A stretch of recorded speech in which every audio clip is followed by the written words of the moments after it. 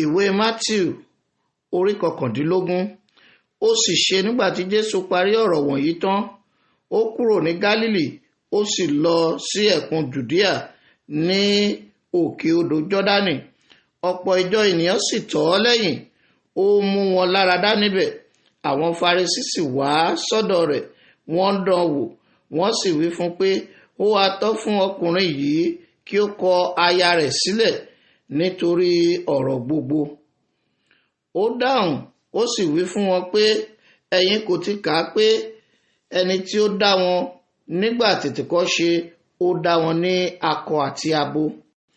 Ó sì wí pé nítorí èyí ni ọkùnrin yóò ṣe fi bàbá àti ìyá rẹ̀ sílẹ̀, yóò faramọ́ aya rẹ̀, àwọn méjèèjì a sì di ara kan. Nítorí náà wọn kì í ṣe méjì mọ́ bí kò ṣe ara kan. Nítorí náà ohun tí Ọlọ́run bá so ṣọ̀kan, kí ènìyàn kí ó má ṣe yà wọ́n.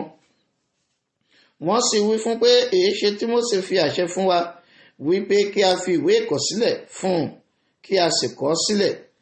Ó sì wí fún wọn pé nítorí líle àyà yín ni Mósè ṣe jẹ́ fún yín láti máa kọ aya yín sílẹ̀, ṣùgbọ́n láti ìgbà àtètèkọ́ṣe wá kò rí bẹ́ẹ̀.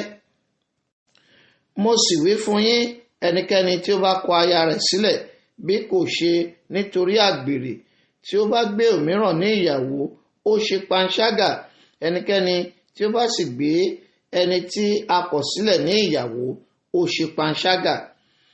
Àwọn ọmọ-ẹ̀yìn rẹ̀ wí fún pé bí ọ̀ràn ọkùnrin bá rí báyìí sí aya rẹ̀, kò ṣàǹfààní láti gbé ìyàwó. Ṣùgbọ́n ó wí fún wọn pé gbogbo ènìyàn kò lè gba ọ̀rọ̀ yìí bí kò ṣe àwọn ẹni tí a fi bùn. Àwọn ìwẹ̀fà mìíràn ń bẹ tí a bí bẹ́ẹ̀ láti inú ìyá wọn wá. Àwọn ìwẹ̀fà mìíràn ń bẹ tí àwọn aráyé sọ di ìwẹ̀fà. Àwọn ìwẹ̀fà sì wà, àwọn tí ó sọ ara wọn di ìwẹ̀fà nítorí ìjọba ọ̀run. Ẹni tí ó bá lè gbà á kí ó gbà á. Nígbà náà ni a gbé àwọn ọmọ ọwọ́ wá sọ́dọ̀ rẹ̀ kí ó lè fi ọwọ́ lé wọn, kí ó sì gbàdúrà. Àwọn ọmọ-ẹ̀yìn rẹ̀ sì bá wọn wí. Ṣùgbọ́n Jésù ní, jọ̀wọ́ àwọn ọmọ kéékèèké, ẹ má ṣe dá wọn lẹ́kun àti wá sọ́dọ̀ mi, nítorí irú wọn ni ìjọba ọ̀run. Ó sì fi ọwọ́ lé wọn, ó sì lọ kúrò níbẹ̀. Sì kíyèsí, ẹnìkan tọ̀ ọ́ wá, ó sì wí fún un pé olùkọ́ni rere, ohun rere kí ni èmi ó ṣe kí èmi kí ó lè ní ìyè àìnípẹ̀kun? Ó sì wí fún un pé èéṣe tí ìwọ fi pè mí ní ẹni rere? Ẹni rere kan kò sí bí kò ṣe ẹnìkan, èyí ni Ọlọ́run.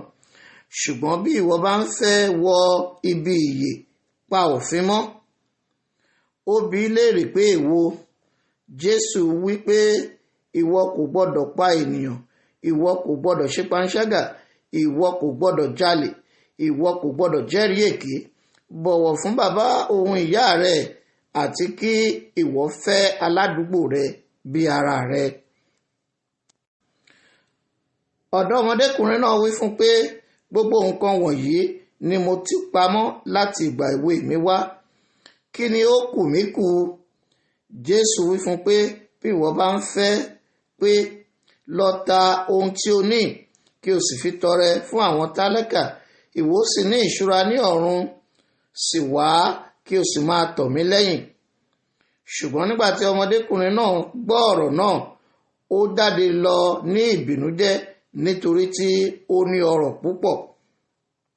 Nígbà náà ni Jésù wí fún àwọn ọmọ-ẹ̀yìn rẹ̀ pé lóòótọ́ ni mo wí fún yín pé ó ṣòro gidigidi fún ọlọ́rọ̀ láti wọ ìjọba ọ̀run.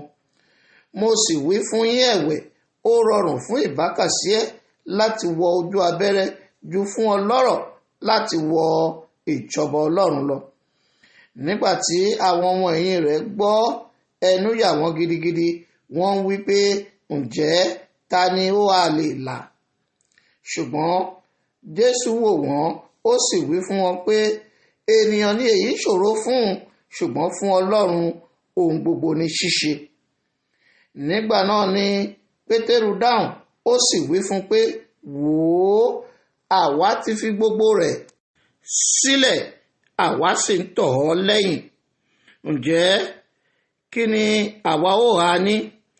Jésù wí fún pé, lóòótọ́ ni mo wí fún yín pé ẹ̀yin tí ẹ̀ ń tọ̀ mí lẹ́yìn ní ìgbà àtúnbí, nígbà tí ọmọ ènìyàn yóò jókòó lórí ìtẹ́ ògo rẹ̀, ẹ̀yin ó sì jókòó pẹ̀lú lórí ìtẹ́ 12, ẹ̀yin ó máa ṣe ìdájọ́ àwọn ẹ̀yà Ísírẹ́lì 12. Àti gbogbo ẹni tí ó fi ilé sílẹ̀ tàbí arákùnrin sílẹ̀ tàbí arábìnrin tàbí bàbá tàbí ìyá tàbí aya tàbí ọmọ tàbí ilẹ̀ nítorí orúkọ mi, wọn ó rí ọrọ̀ ọ̀run gbà, wọn ó sì jogún ìyè àìnípẹ̀kun. Ṣùgbọ́n ọ̀pọ̀ àwọn tí ó ṣíwájú ni yóò kẹ́yìn, àwọn tí ó kẹ́yìn yóò sì ṣíwájú.